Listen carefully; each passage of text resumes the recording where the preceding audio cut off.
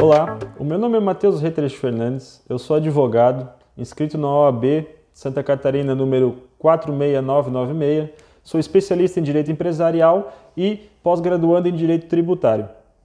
Eu presto serviços aqui na Projeto Solar, acerca na área contratual, e através desses vídeos a gente vai procurar estar esclarecendo as maiores dúvidas e trazendo a estrutura lógica do direito através desses contratos para que a gente consiga analisar a sua estrutura e juntamente com o arcabouço normativo para que tornem essas situações mais claras no nosso dia a dia. Então nós iremos falar do contrato de compra e venda, do contrato de representação comercial, juntamente com as suas vertentes que seriam o distrato e o contrato de preposto, e por fim iremos finalizar através do contrato de franquias.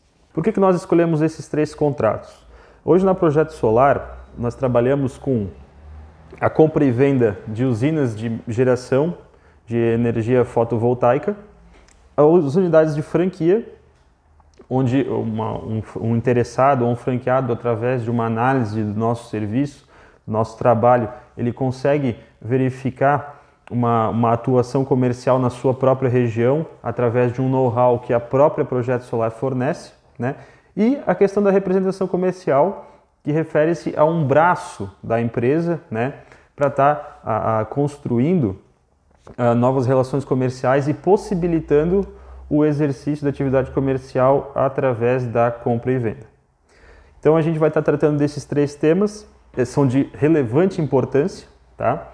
E por que a gente optou por estar falando em contrato, né? Se nós formos olhar a história da economia, né, e até mesmo a história do direito, nós vamos voltar lá para o direito romano, para a época do latim, né, onde nós tivemos o direito canônico, que regulava as relações da própria igreja, e nós tivemos as relações dos burgos, né? O que são as relações dos burgos? Só para fazer esse breve apanhado histórico.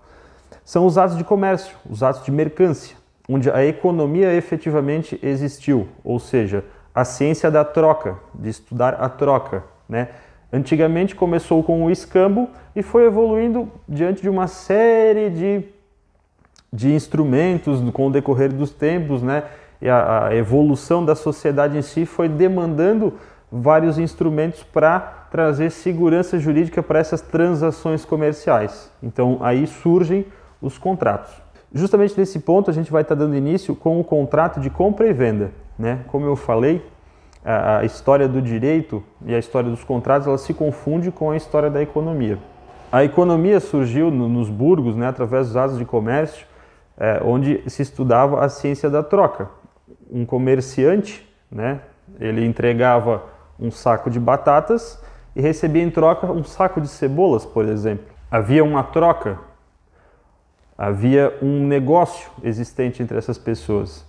Entretanto, às vezes uma pessoa dava um saco de batatas e em contrapartida não recebia uma batata, ou seja, acontecia um furto, ocorria uma violação nesse negócio. Então, partindo dessas violações, foi se criando a necessidade de instituir um contrato que assegurasse que essa troca fosse realizada devidamente. Então, a partir disso, surgiu o contrato de compra e venda. O contrato de compra e venda, ele é um instrumento bilateral, ou seja, com duas partes. Ele é oneroso, ou seja, existe um valor envolvido nesse negócio, um preço, né? A famosa pecúnia, que vem do pecúlio, né? E ele é consensual, ou seja, as partes elas têm a intenção de realizar esse negócio. Se a gente for trazer isso para os dias atuais, né, a exemplo da Projeto Solar, o nosso objeto de contrato é o quê? Ele trata-se da venda de micro-usinas geradoras de energia fotovoltaica, ou seja, nós somos os vendedores e existe algum comprador que, diante de um benefício oferido com este produto que nós vendemos, ele deseja oferecer uma quantia monetária para adquirir o nosso produto, contemplando juntamente a instalação e os demais serviços técnicos de monitoramento, né, e acompanhamento, e garantias e tudo mais. Então, partindo desse exemplo, hoje, né, o contrato de compra e venda ele assume uma relevância muito grande, porque hoje nós temos aí as questões de uma economia cada vez mais baseada no campo digital, ou seja, nós já temos contratos assinados digitalmente, oferecendo produtos online, oferecendo consultorias, né, análises de mercado e assim por diante, né? Mas voltando ao nosso foco inicial, que seria a compra e venda em si e suas características contratuais, para a gente entrar num contexto mais prático, hoje nós temos a seguinte situação. Nós temos toda a legislação que baseia os instrumentos contratuais e as espécies contratuais, né? Eles são disciplinados pelo Código Civil de 2002. Antes do Código Civil de 2002, nós teríamos o Código de 1916, onde reinava um princípio que a gente chama, que é muito importante, que era o princípio do pacta sunt servanda. Ou seja, o que é isso? Que o contrato ele vigorava diretamente pelos termos pelos quais estava sendo escrito, ou seja, era uma literalidade das cláusulas contratuais. Hoje em dia, através do Código Civil de 2002, houve a evolução dessa discussão e nós temos cada vez contratos mais simplificados, ou seja, não existe mais aquele linguajar, aquela escrita mais rebuscada no sentido de levar o comprador a erro. Hoje, a técnica de redação contratual ela vai de caminho para uma escrita muito mais simples, direcionada, clara e concisa, dizendo os termos corretos do que se está negociando, como está se negociando e quais são as condições desse negócio. Esse princípio que a gente chama-se a função social do contrato. A gente poderia estender essa discussão falando da análise econômica do contrato, só que como a nossa ideia aqui é traçar uma ideia básica acerca do que vem a ser um contrato e o que vem a ser um contrato de compra e venda, né, a gente vai ficar só nesse apanhado geral. Mas é notório que, visto que o contrato, como ele evolui junto com a sociedade, diante de uma necessidade de ter segurança nos negócios, né, existem várias teorias acerca da contribuição econômica desses institutos, desses documentos, para o campo do comércio. Mas, focando na estrutura contratual, visto que a gente sabe que hoje existe uma função social, ou seja, que o contrato tende a cumprir com um objeto entabulado entre as partes, ou seja, o comprador e o vendedor, o contrato de compra e venda, estruturalmente falando, e através de uma maneira lógica, a gente deve ter uma série de requisitos que não podem ser deixados de lado, tá? O primeiro requisito seria a qualificação das partes. O que seria a qualificação das partes? A qualificação das partes seria quem é o comprador e quem é o vendedor. E para a gente fazer essa qualificação de uma maneira correta, a gente precisa de quais informações? Nome, RG, CPF, estado civil, profissão, endereço ou domicílio econômico. Essas informações, quando a gente está falando de uma pessoa física, né, eles se referem à qualificação da parte, ou seja, a gente tem todas as informações necessárias para que a gente possa vir a encontrar a parte numa eventual irregularidade no cumprimento desse contrato. Por que eu falo de irregularidade? Mais para frente eu vou explicar. Mas todo contrato também tem prazo. Existem certas condições que são estipuladas nesse contrato e que devem ser cumpridas. E é para isso que o contrato existe, para trazer segurança jurídica para as relações comerciais. Porque muitas vezes os contratos eles passam cláusulas, aquela famosa letrinha pequena, onde existem condições que não são propícias para o negócio, mas são propícias sim somente para uma das partes. Então, a ideia é escapar dessas cláusulas dúbias que trazem dúvida no negócio. Temos a classificação das partes, comprador e vendedor, com esses 5 requisitos que eu falei para vocês, enquanto pessoa física. Para a pessoa jurídica, como isso funciona? Pessoa jurídica é uma sociedade constituída através do princípio do affectus societatis, onde 2 pessoas ou mais resolvem unir-se, criando uma personalidade própria, para para gerar uma atividade econômica que tem o intuito de gerar riqueza, circular riqueza, bens de consumo. Então, a pessoa jurídica ela vai ter o nome empresarial dela, o título do estabelecimento, o CNPJ, os representantes, né? E o domicílio econômico da empresa, para a gente poder encontrar essa empresa e os seus representantes. Portanto, agora a gente já falou da qualificação enquanto pessoa jurídica, enquanto pessoa física, seja para o comprador ou para o vendedor. As duas partes podem ser pessoa física ou pessoa jurídica, não há qualquer restrição, certo? Passando dessa qualificação, nós temos que delimitar um objeto. O que é o objeto do contrato?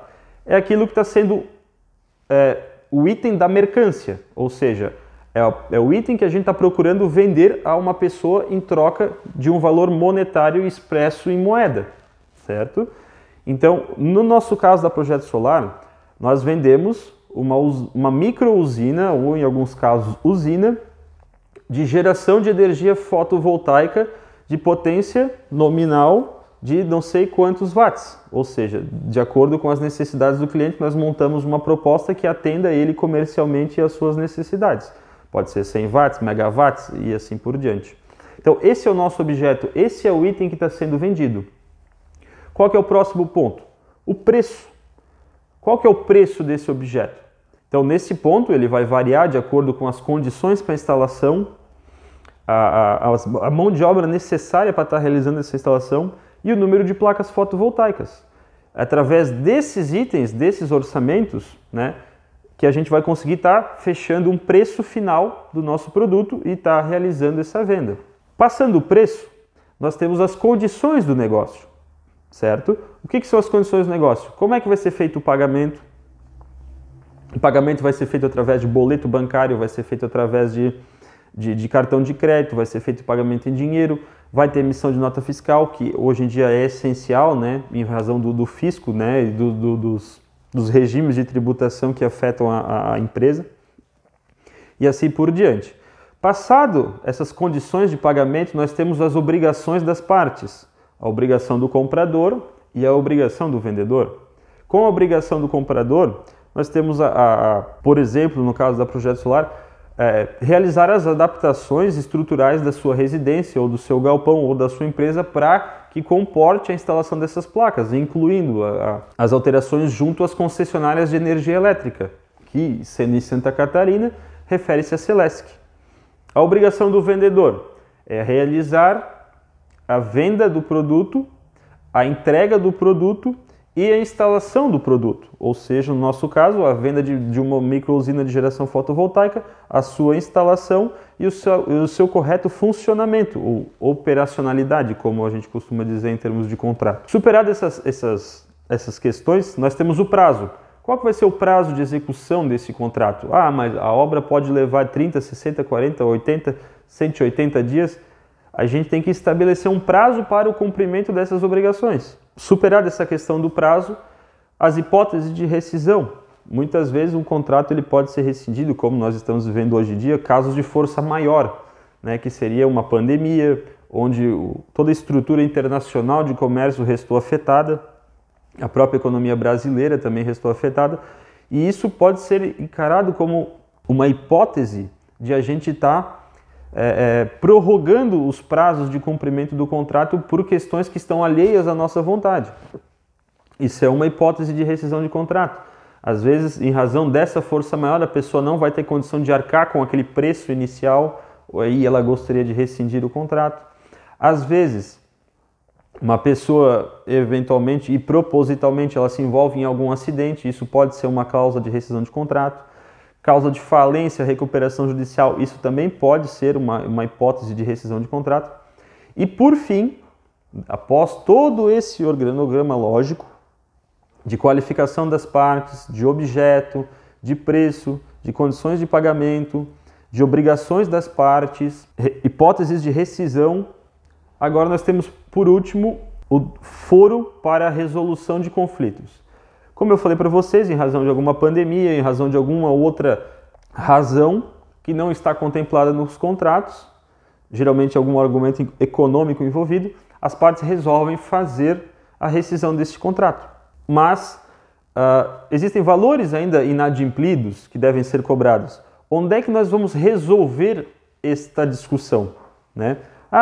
Uma parte X diz que o valor é de R$5.000 que ele tem que pagar, mas o vendedor ele está dizendo que o X deve 10 mil. Bom, tem uma discussão, nós temos uma celeuma, nós temos um problema. Esse problema ele vai ser resolvido no foro eleito no contrato. Isso é uma cláusula específica do contrato, é o foro de eleição. Qualquer problema resultante do contrato deve ser resolvido nas vias judiciais da comarca de Rio do Sul, por exemplo, na comarca de Chapecó, na comarca de Blumenau, Florianópolis, onde as partes resolverem e onde for melhor essa resolução deste contrato. Então, assim, nós passamos por todo esse organograma lógico do contrato a fim de torná-lo mais claro para vocês, e eu espero que isso tenha sido útil. Nos próximos vídeos, a gente vai estar procurando tratar do contrato de representação comercial, que também tem um argumento econômico muito forte juntamente com o crescimento da sociedade, e o contrato de franquia.